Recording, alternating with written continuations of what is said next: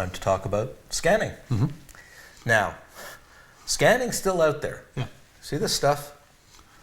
It's called film. Cow hooves. Yeah, well, Gelatin. it's gelatin from cow hooves with either silver grains or pigments embedded. And long ago and far away, we used to use this stuff. But no, seriously, there's still a lot of people shooting film, and there are still many people who are scanning because they have libraries of shots, going back to them. So, we can kid about film, but it's a big part of the industry still. We're not here to talk about any one particular scanner. And we don't have the depth available to us to be able to do negatives and transparencies and black and white. But there are some excellent articles on the LuLa site. Mark Siegel, who is our scanning maven, has written a lot of good stuff and well worth reading. But there are some best practices that we can get across. That's what we want to do. What are the basics, and particularly the basics for scanning transparencies. So I have a couple of scanners here. I have a Epson 750 Pro, which is a flatbed scanner, which can also use liquid scan. So you can suspend the piece of film in liquid, which is arguably a little bit better. Liquid mount. Yeah, and that's one of the scanners that's still around. I think it's now up to their model 1000, I think. Not sure. Yeah, I'm not sure either. But this is my favorite scanner. This is a Hasselblad 323, which very sadly is no longer available. Hasselblad still sells an X1 model, which is the large 4x5. It's about $12,000. Unfortunately, this one, which was designed for 2 1/4 film up to 617 format, has been discontinued for a long time. And that's a problem because as we go further and further away from the film age, there will be less and less quality scanners out there. Yeah, it's sad. There was a recent dust-up in the industry because Nikon had basically suspended manufacturing of their high-end scanner, and all of a sudden the prices of the scanners started going way up. Yeah. So, well, I've been on eBay and you can't even find these anymore. Yeah. Now, one of the things about this scanner, just quickly, is it uses these flexible, that's why it's called a Flextight, uses these flexible holders. The curvature actually flattens the film relative to the lens. Yeah. This is a fabulous scanner. It is arguably the best scanner available short of a drum scanner, and drum scanners are really expensive. They're expensive to maintain. They're difficult to use. Yeah, pain in the ass to use. Yeah. So I've loaded in a piece of 645 film, and I am now going to... A Static Master? Yes, a Static Master. Highly illegal in Canada. I had to smuggle it in. These are radioactive. They use polonium, and it attracts the dust. Very effective. You can buy them in the States. B&H sells them. And then, of course... Your rocket. Got my rocket. Just make sure any last-minute dust hasn't settled on it. And I got to tell you, folks, one of the things that I really used to hate about scanning was dust spots. Dust. Yeah. You think dust spots on sensors are a problem? It's nada compared to dust on scanners. So I'm in the Flex Color software, which is used to drive the Flextight scanner. Yeah. First thing I'm going to do is make sure I've selected RGB, because we're scanning a transparency. If we were scanning a negative, we'd choose an appropriate negative setting. Next, I've chosen the film size, because again, the scanner knows where the openings are. What else do I need to do? RGB 16-bit. RGB 16-bit, you got it. And I'm going to do a preview. I haven't scanned in a while. Okay. Okay, took a couple of seconds for the lamp to warm up, and now we are scanning preview.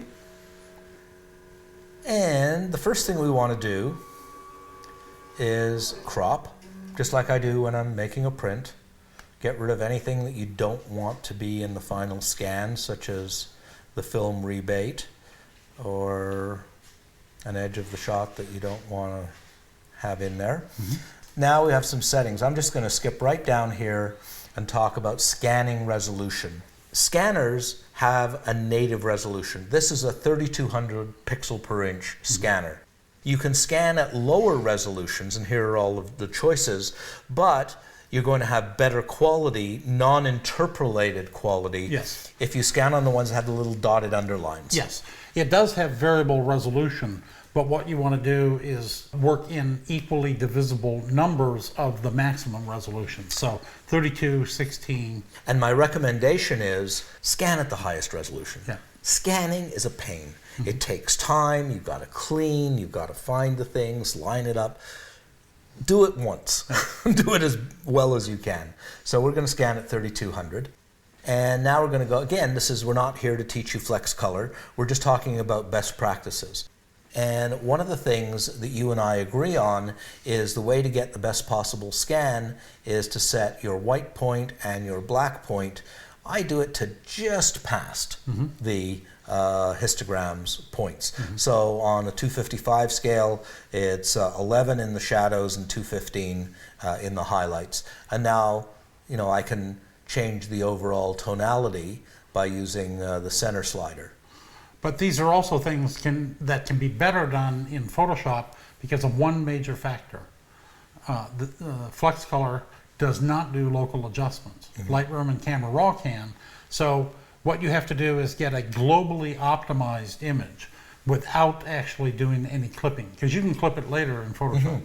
So just capture, it's like shooting raw. Yeah. Capture as much data as you can in the scan.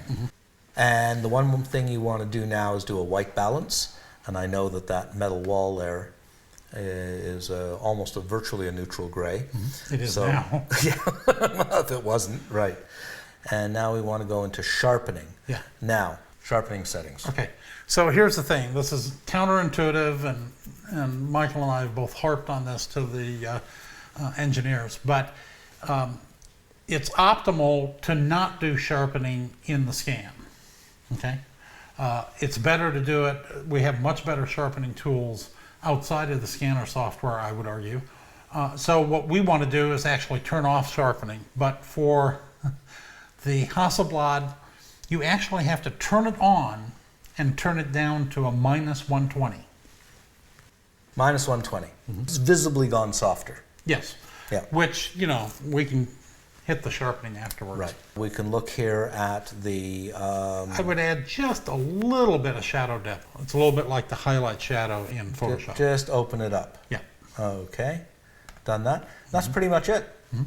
I'd go to the next one and maybe punch up your sat just a little. Yeah, well, you would. Well, just 5 or 10. 20? 13? I was going to say 5 or 10. 18? Yeah, fine. Okay. Never saw a shot you didn't want to saturate a little bit. Well, I saw you use Vibrance 18. Okay. We're ready to scan? We can rotate and do all of that, but these are the basics. And let's hit scan. Scanning demo. The desktop. Save. And that's it. And scanning that at 3200 ppi, I'd say take a couple of minutes. we have time for a coffee. Yeah. Okay, scan's done. So you better put your film away, Mike. Good idea. Practice good housekeeping with film. So what we're going to do is Michael is passing me the scan file, and I'm going to bring it into Photoshop and do some scan prep in preparation for printing. One memory stick. Okay, Michael, I have taken your scanning demo file and dragged it onto my desktop. I'm going to bring it into Photoshop, do some noise reduction, some sharpening, and some optimizing for print. The noise reduction software I use, Noiseware, unfortunately isn't 64-bit, so I can't run that running Photoshop CS5 in 64-bit. So I've got to do a Command-I, open in 32-bit. Now what I can do is go ahead and drag and drop and open your image into Photoshop running as 32-bit. Right. It's a performance hit. I've got 8 gigs of RAM in here and whatnot. Right. So, okay, here's your image. Which, by the way, I'd say in my own defense, this shot was never intended as fine art. This was for a technical test I did where I was comparing, for scanning purposes, black and white film, color negative, and color transparency. So I'm in here arguably at 200%, which might be a little bit overkill. But I can see film grain and noise. But I think I can kind of fix a little bit of the noise. And that's the thing. You really don't want to overdo it. So even on the default, here's before, here's after, before, after. I think what I'm going to do is cut down the luminance. I don't think we need nearly as much. And then detail protection, I'm going to increase the detail protection. And what does detail protection do? Basically, it's deciding what's a surface and what's an edge. The more detail protection, the more it preserves the edge. It's like a mask. I'm not going to over noise reduce this, and I think this is, you know, a little of improvement. Now, the next thing that I'm going to do, I'm a principal of Pixel Genius, and we've just recently released PhotoKit Sharpener 2, and I'm going to use the capture sharpening of PhotoKit Sharpener 2 to do edge sharpening, basically the capture sharpening. Okay. I don't know how you can work at 200%. Well, I kind of know. I'm not used to it. Yeah, I know what I'm looking at. So now the next step would be, well, in reality, spot healing. The next step. Get rid of the dust. Yeah. But I'm not going to go to the full extent of doing that. The spot healing tool actually is designed literally for doing that. But the thing about it is, for best practices, and this is another reason I do literally, when I'm working on a film scan, work at 200%. I want to make absolutely sure that there is no crap left by the time I actually go to print. And I found that dust spots on sensors are actually easier to find a lot of times than this tiny little dust spots that are on the film scans. So, and I think it's fair to say that it's virtually impossible to do a scan without dust. Just like it was impossible in the darkroom days. Unless you work in a clean room. And how many of us have those? Not so much. Okay, so pretending like I've gone through and spotted the whole thing, the next step before you get into too much work would be to go up under File, Automate, Capture Sharpener. Now, this is the new version of PhotoKit Sharpener, and the one thing I'll note is that this new Pixel Genius toolbox has the ability to use and access all three of our products. PhotoKit 2, PhotoKit Color 2, Capture, and Creative and Output Sharpening. So what I'm going to do, this was 6x6. 645. Well, you don't have a 645. no, it's the same essentially as the 6x6. Okay. It's 6 by whatever. Yeah. And one of the things I'm going to do is just do an auto edge sharpen. What that'll do is go through and look at the relative amount of edges versus surfaces, so the high frequency, and we'll see what the results look like. Okay, so now what we've got are 2 sharpening layers and a smoothing layer. One is doing the light contour, which is the light side of the sharpening edge, and the other is doing the dark contour of the sharpening edge. I often go ahead and then go in there and just turn off the smoothing layer. The smoothing layer has already been kind of used a little bit into the sharpening layer. So if you look at this at 50%, I think the noise reduction and the sharpening, yeah, starting to look good. It's pretty good. Go to 100%, which is how I typically look at things. It's pretty good, but just doesn't hold a candle to digital. Well, not 60, 80 megapixel. No, this is a 645 film scanned at 3200 PPI. Would there be anything you want me to do to kind of finesse the image a little bit? Now, remember, we brought in the image basically with, you know, all of the tone and color controls on a fairly neutral basis. So, you know, seasoned to taste. Okay. So one of the things that I wanted to do is darken down this foreground. Would you agree with that? I would.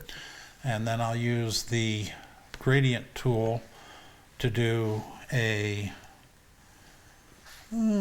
darken the foreground and keep the gradation just low. Okay? Mm-hmm. Improvement? I approve. Okay. Not sure. I might darken the sky as well. What do you think? Okay. I mean, it's a pretty crappy looking sky. But Mm-hmm.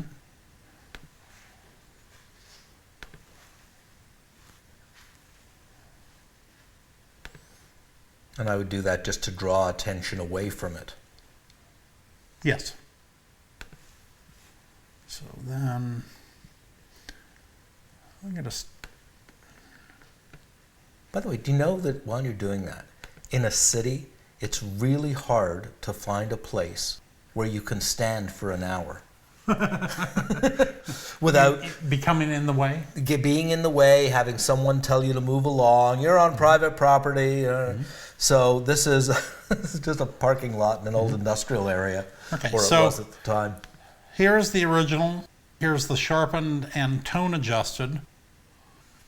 Suitable? Anything else you want Yeah, to do? no, I think it's fine. Okay, so then what I want to do is get into a little discussion about image resolution and print size. Mm-hmm.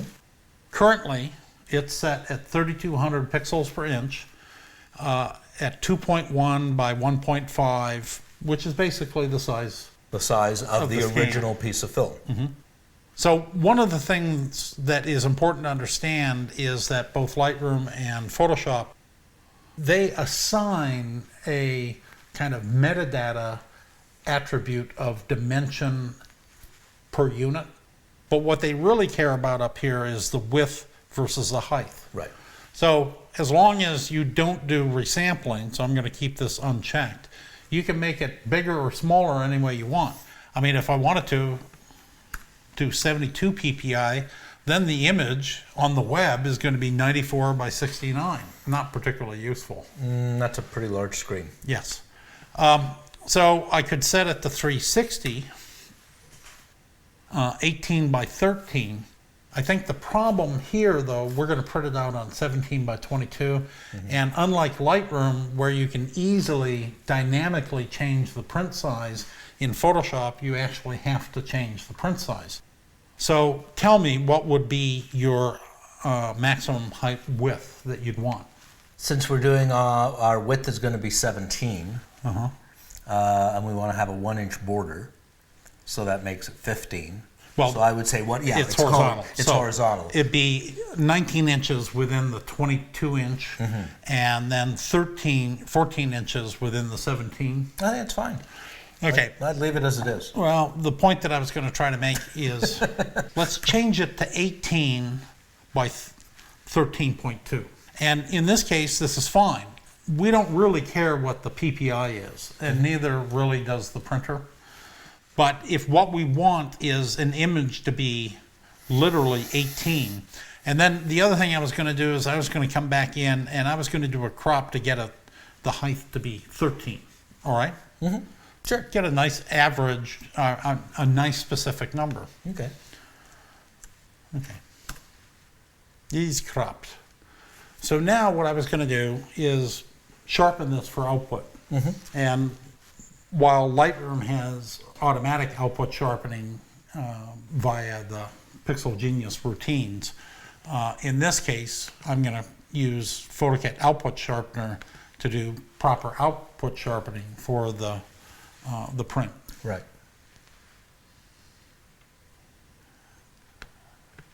Okay, I got it to 13.18. That's Close good enough. enough. The one thing that we've added is the ability to do resizing without resampling. So if you really did want this to be 13, then you could set it, the resolution would change, and then the width. But let's keep that at 18. Let me just change this to matte. Right. Because we're on velvet. On watercolor. Yeah. The thing that I'd say is that we do allow previewing the sharpening now. We didn't used to do that. So I'm going to go ahead and go OK. Okay, now it's done. We've done the capture sharpening. We've done the output sharpening, Noise reduction. noise reduction, and I think we're ready to print. Now I know why I like working in Lightroom. Like that. 7900. Print settings. 1722. Printer settings. No preset, huh? Come on. Well, no. Fine art. Pulling thy chain. HDR 2880. Save. Photoshop manages color. A lot of profiles. Matt K. Okay. And then basically I'm ready to print. So, Michael, the print's done. Let me Yep. grab it for you. Let's have a look. Take your Thank you. Thank you. take your seat. Yeah. No grain. No, it's Good fine. sharpening. The sharpening is wonderful. You know a little bit about sharpening. Yeah. Here. That's good. So, I actually like the print. I mean, it's a sublime subject, urban. Would you like me to sign it? No thanks. Oh, okay. I didn't think so. But I would be happy to trade prints with you on some other. Oh, let's do a print subjects. trade. Yeah. Okay. All right. So that's basically from the scanner to the print, old school.